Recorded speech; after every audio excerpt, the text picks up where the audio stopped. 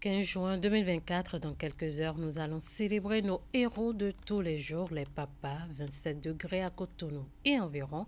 Mesdames et messieurs, bonjour. Dans les titres de cette édition, Journée mondiale de lutte contre la désertification et la sécheresse. L'édition 2024 s'est tenue à Waké, dans le département de la Donga. 5000 plants ont été mis en terre à l'occasion sur une superficie de 2 hectares. Les précisions à suivre. Déviation au niveau de l'échangeur de Godomain dans le sens de Calavi-Cotonou.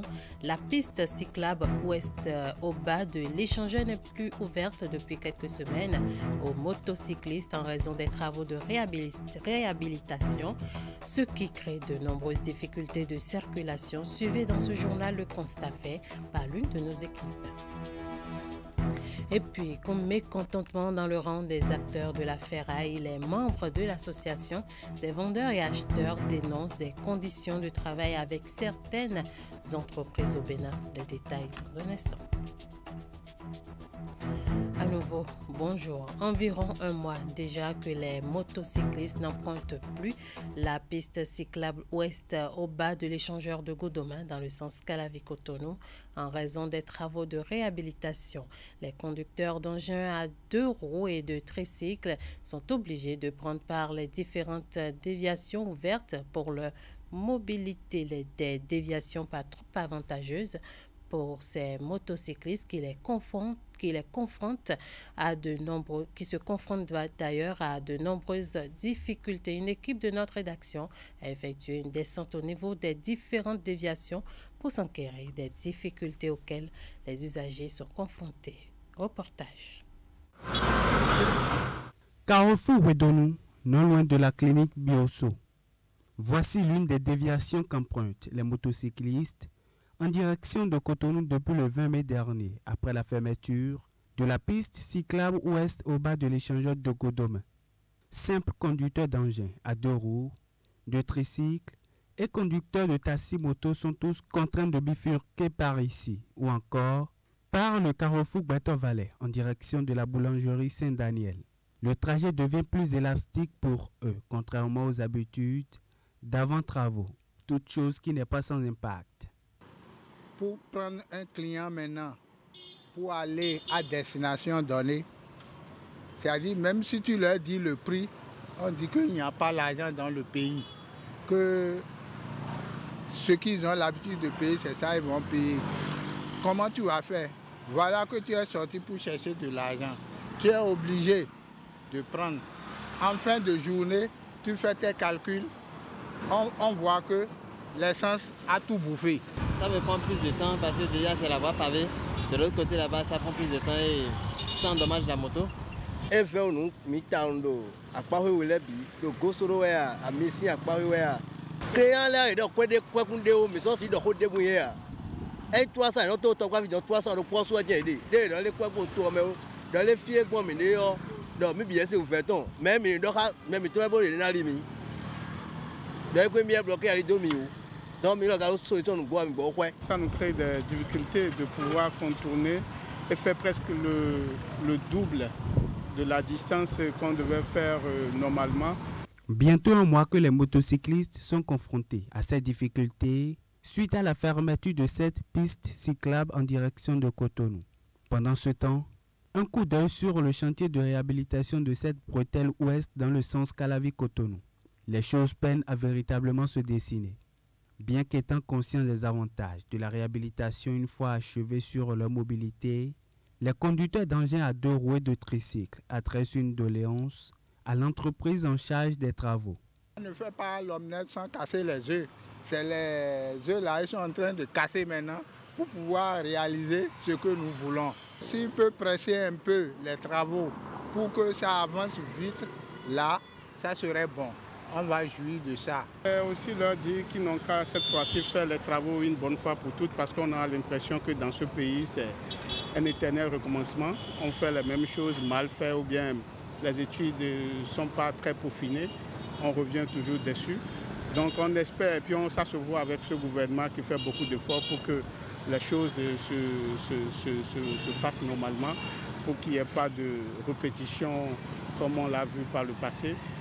Ces travaux de réhabilitation de la piste cyclable ouest au bas de l'échangeur de Godomè, démarrés en mi-mai dernier, prennent fin le 19 août 2024. Ils durent 3 mois donc.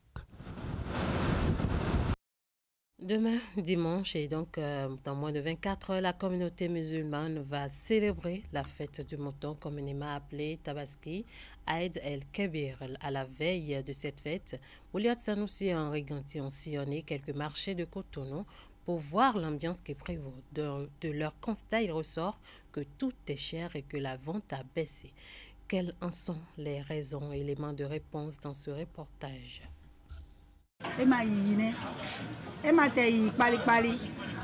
Vraiment, tout est cher.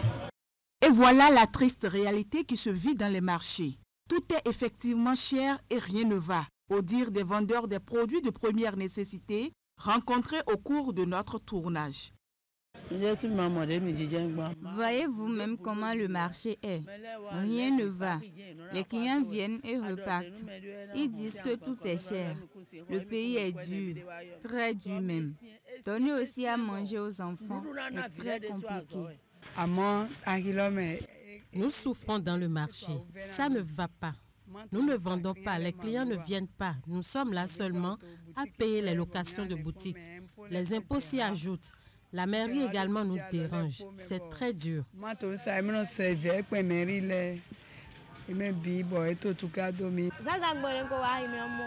Je suis venue au marché depuis le matin, mais jusque-là, je n'ai rien vendu. Quand tu donnes le prix de plastique, les clients n'attendent pas. Le maïs, le gari, la tomate, tout est cher. Au-delà des produits de grande consommation, des boissons, les articles pour habillement et autres accessoires n'échappent pas à la cherté. Pour les commerçants, certaines raisons expliquent la situation qui s'accentue de jour en jour. Ils disent que c'est à cause de la douane que tout est cher. Le sac de riz qui était à 18 000 francs, c'est maintenant à 26 000 francs. La tomate que nous achetions à 6 000 francs, c'est devenu 12 000 francs. Tout est cher. 12 000. Nous vivons quoi?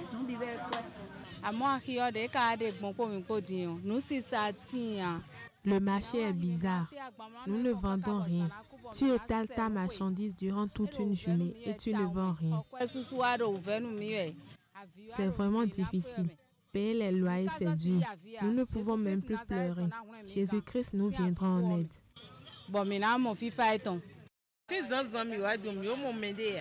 Je n'ai eu aucun client depuis le matin. Une fois devant l'étalage, le client trouve que c'est cher. Autrefois, avec la tomate de 200 francs, on préparait la sauce. Aujourd'hui, ce n'est plus le cas. Tout est cher. Les difficultés sont nombreuses dans le pays. Je les supplie de venir à notre secours. Face à ces difficultés, commerçants et acheteurs implorent l'indulgence du chef de l'État et de son gouvernement pour des mesures salvatrices. Nous supplions le chef de l'État d'avoir pitié de nous, que le pays soit en paix, que l'argent entre pour que les citoyens aussi soient soulagés et que les clients viennent au marché Tokpa. Nous implorons le secours de nos autorités. Avant, mon étalage était vraiment rempli. Et avant, on me remettait les marchandises que je vendais et je rembourse. Mais maintenant, ce n'est plus le cas. Les prêts ne sont plus des prêts. On n'y peut rien. Nous allons juste prier pour que les autorités nous viennent en aide car nous ne comprenons plus rien. S'ils peuvent diminuer les frais de douane, ça va nous soulager. Parce que c'est ça d'abord. Lorsque tu vas acheter des marchandises et que la douane est plus chère que les achats, c'est normal qu'à la vente, le produit soit cher. Ça complique la vente et les gens crient au secours. Nous ne sommes pas rassasiés, mais le peu qui doit aller dans le ventre, c'est ça nous ne trouvons même plus, alors que c'est ça qui est le plus important. Nous devons également prier pour le chef de l'État, pour que Dieu le couvre de sa paix. Et comme ça, il pourra penser à nous aussi. Nous ne pouvons rien faire sans Dieu. En cette veille de la fête de Tabaski, comment les ménages vont-ils faire face à cette cherté? Mais en attendant de sortir de cette situation de morosité économique généralisée, les marchés continuent de s'animer tant bien que mal. Pendant ce temps, l'édition 2024 de la Journée mondiale de la lutte contre la désertification et la sécheresse s'est tenue hier vendredi 14 avril 2024 à Waké. Les agents des eaux, forêts et chasses, forces de l'ordre et de sécurité et population se sont donné rendez-vous dans cette localité pour poser des actions pour la préservation et la sauvegarde de l'environnement. À cette célébration, 5000 plants ont été mis en terre sur une superficie de 2 hectares. Alassane Aounan, Abdou Saïbi Idrisso. Devant les populations, le contrôleur de première classe des eaux, forêts et chasse, Tonou Gérard, montre ici les différentes étapes pour réussir la mise en terre de jeunes plants. Si c'est trop profond, je rebouche un peu, de sorte que le collet, c'est ici qu'on appelle le collet du plant, le collet coïncide avec le rebord du trou. Passé cette étape pédagogique, population et acteurs impliqués dans la préservation et la protection de l'environnement investissent cette surface aménagée dans le cadre de la Journée mondiale de lutte contre la désertification et la sécheresse pour faire le geste utile ici à Kawado, dans la commune de Waké. La commune de Waké, où nous nous trouvons actuellement, est d'ailleurs l'une des communes du Bénin ayant des terres fortement dégradées.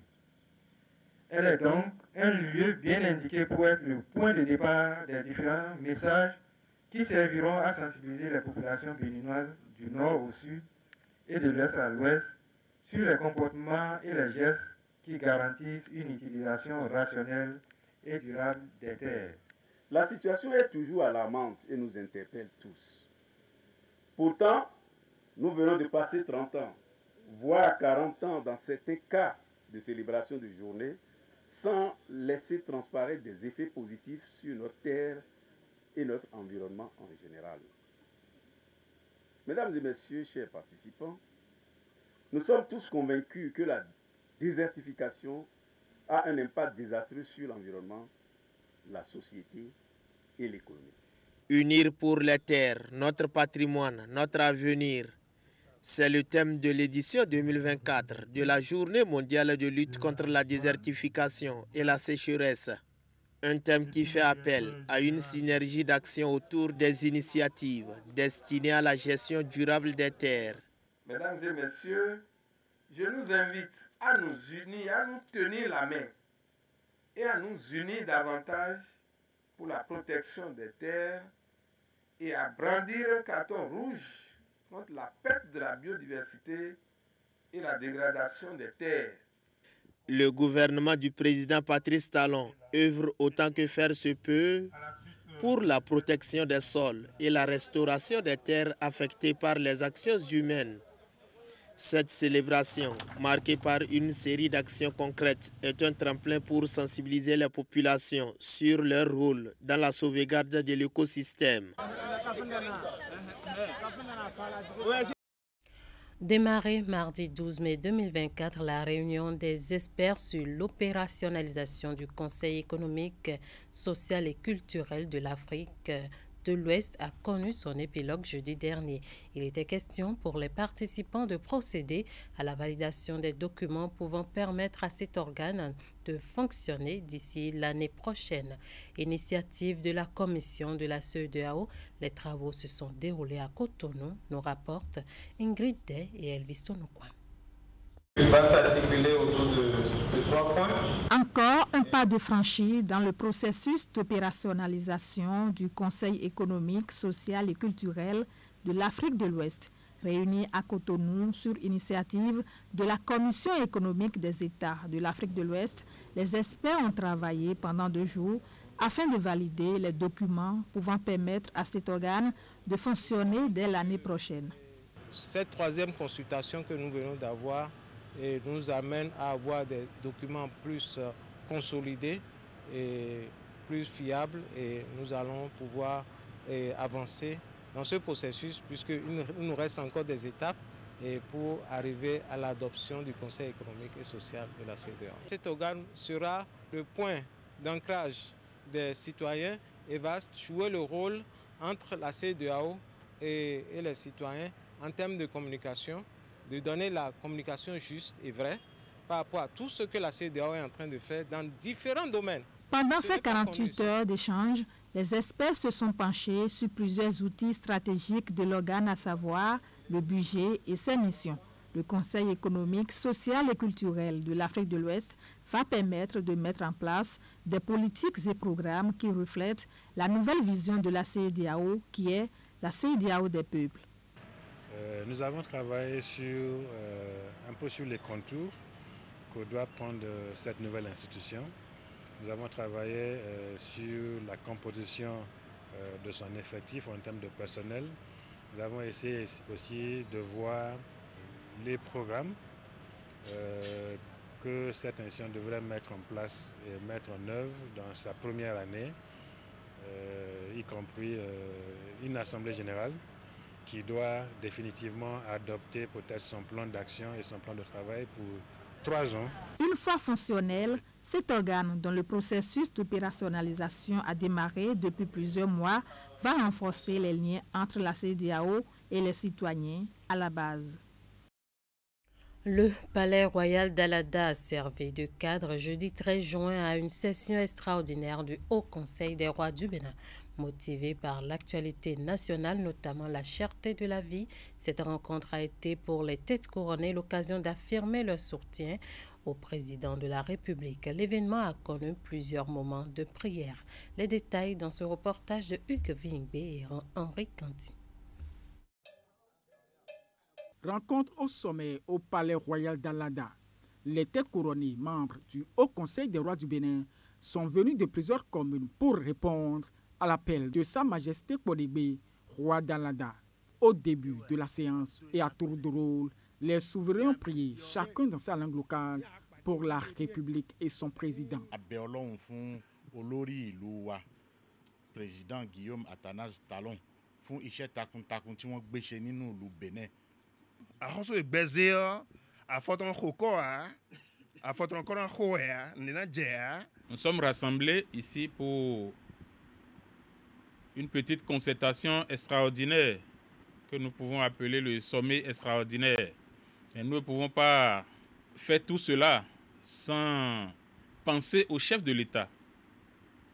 Sans penser au chef de l'État, le président Patrice Guillaume Athanase Talon, le président qui a vraiment donné la lumière et la grandeur à notre République.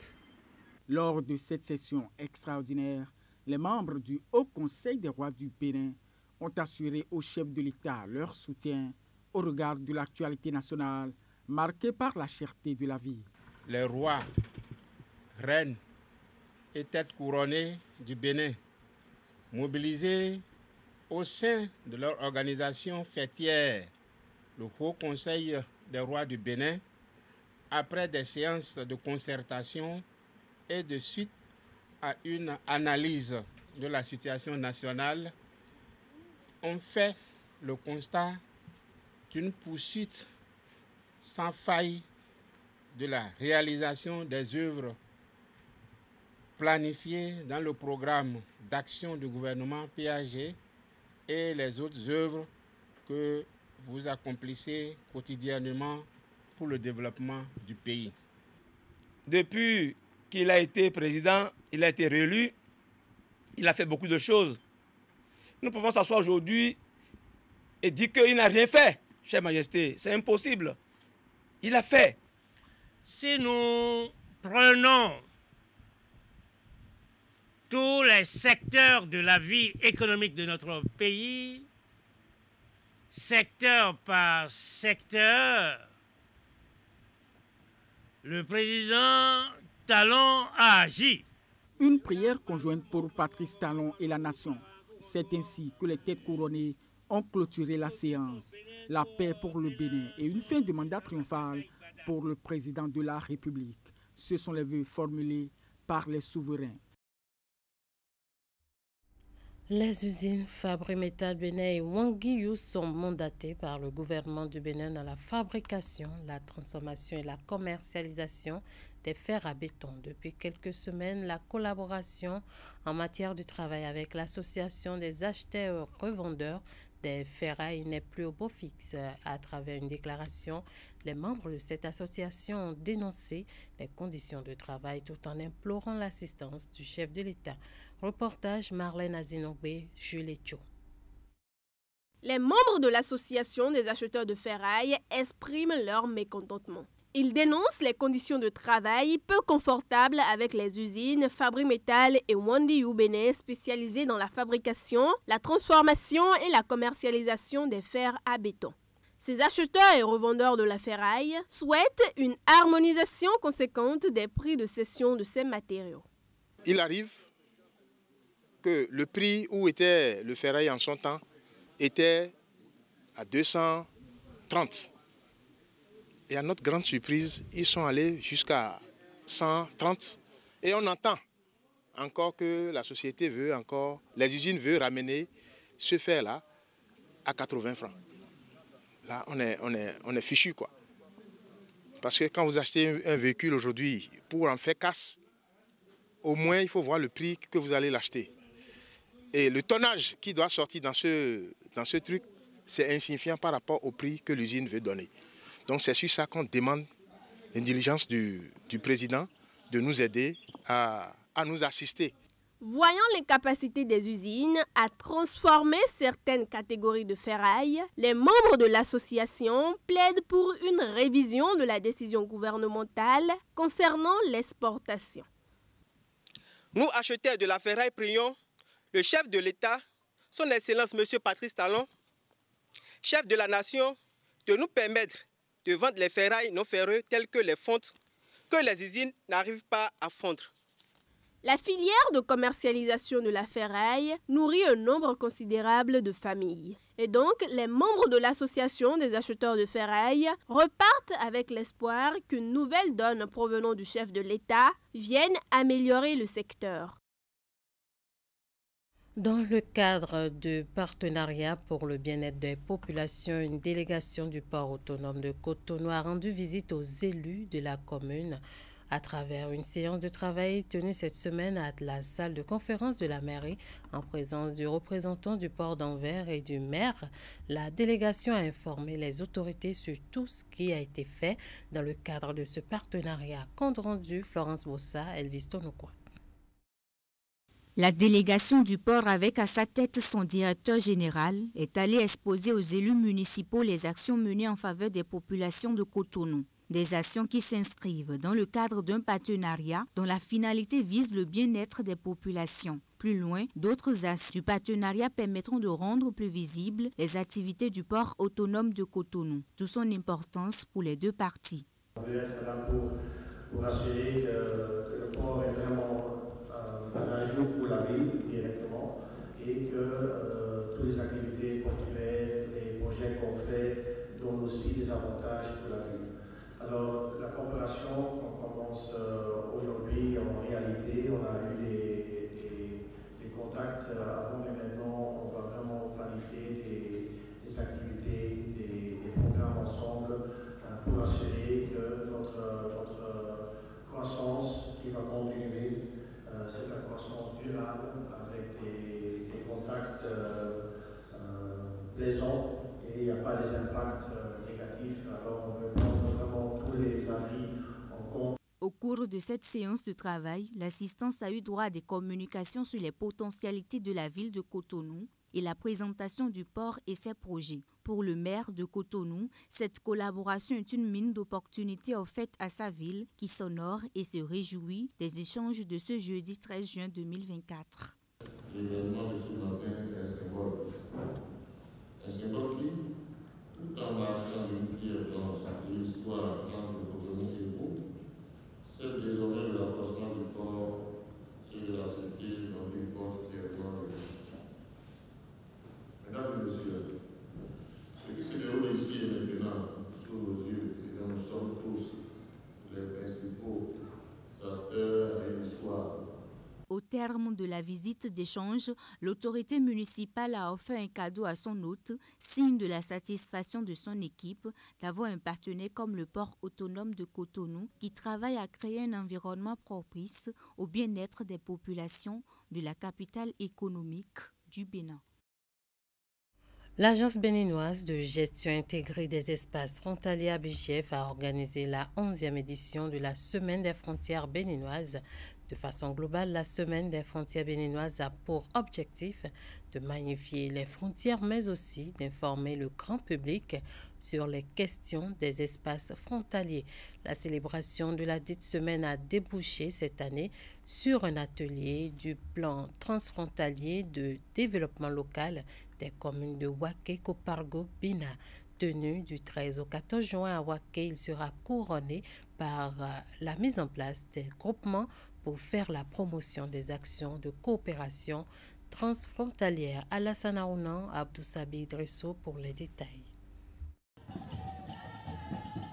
La gestion concertée des espaces frontaliers entre le Bénin et le Togo. Une préoccupation fondamentale pour ces acteurs du système décentralisé et déconcentré de ces deux États. Mobilisés dans cette salle de la mairie de Waké, ils se concertent en vue de se doter d'un document de référence en matière de planification transfrontalière.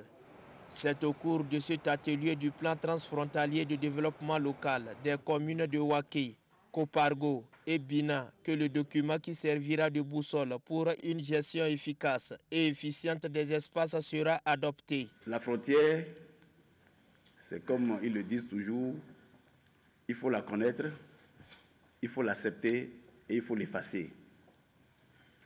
Effacer la frontière, c'est d'aller vers la coopération.